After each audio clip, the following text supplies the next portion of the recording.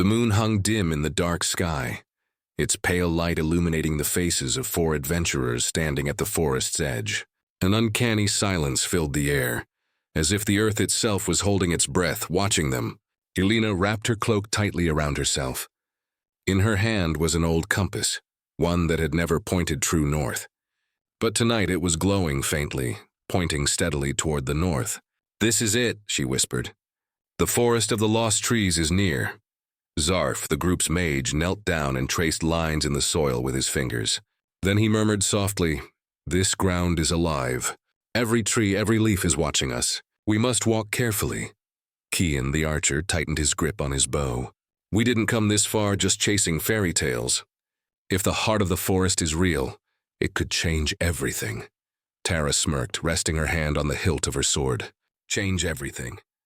Or end us." The 4 stepped forward. The moment they crossed into the forest, the air grew heavy. Leaves began whispering. Tree roots rose above the ground like serpents, coiling and shifting. The forest itself felt like a living labyrinth. "The paths here are never the same," Zarf warned. "No one finds the same trail twice." Suddenly a faint voice called out. "Elina!" She froze. It was her mother's voice, her late mother. She turned around quickly but saw no one. Zarf immediately began chanting. Sparks of blue light swirled through the air. "This forest feeds on your fears. Don't let your memories weaken." After hours of wandering, they reached a clearing. In the center lay a lake, but it wasn't water that shimmered in it. It was memories. Each of them could see moments from their lives. Childhood, failures, dreams, sins. Kian saw his lost brother in the lake, reaching out to him. He leaned forward, ready to touch, but Tara grabbed him. "This is a trap. What you see is the forest's illusion." The lake began to ripple. A soft, deep voice echoed, "To reach the heart of the forest, you must surrender your fear." Elina slowly extended her hand. The instant her fingertip touched the surface, light burst out in a blinding wave. The lake vanished. Before them now stretched a floating stone bridge, suspended in the air, with only darkness below. "This is the way," Zarf said quietly. "Either salvation or ruin." They joined hands and stepped onto the bridge. Whispers rose around them like a chorus of forgotten souls, trying to hold them back. The bridge trembled beneath their feet, but they kept moving. Finally, they reached the other side. A colossal tree stood before them.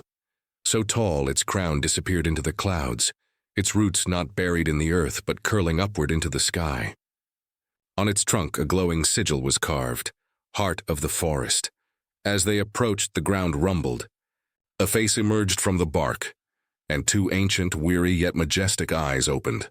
"Who dares disturb my slumber?" The voice boomed like thunder. Elina stepped forward.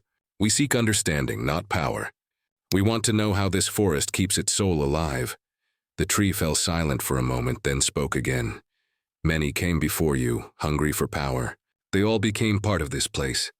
Tara lowered her sword to the ground. "We didn't come to fight. We came to listen."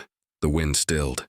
The tree exhaled slowly, like someone trusting for the first time in 1,000 years. "Then listen," it whispered. "I am the guardian of this world's balance. When humans began to cut the earth, I awoke. This forest was born from their fear and your fear. Each of your weaknesses is your trial." Suddenly, a wave of radiant light surrounded them. Before Elina, the face of her mother appeared. Before Kian, his brother. Tara saw herself as a child. Zarf faced the shadows of his sins. "If you wish to understand the heart of the forest," the voice echoed, "you must first heal your own heart." Elina closed her eyes as tears streamed down her face. "I'm not afraid anymore. I forgive myself." At that moment, the light exploded, brilliant, warm, and calm. When they opened their eyes again, they were standing at the edge of the forest. The sun was rising. Birds were singing as if everything had always been normal. Zarf turned to look back. The forest now seemed peaceful, almost ordinary. "It let us go," he whispered. Elina smiled softly. "No, it accepted us." Silently, they turned and walked away.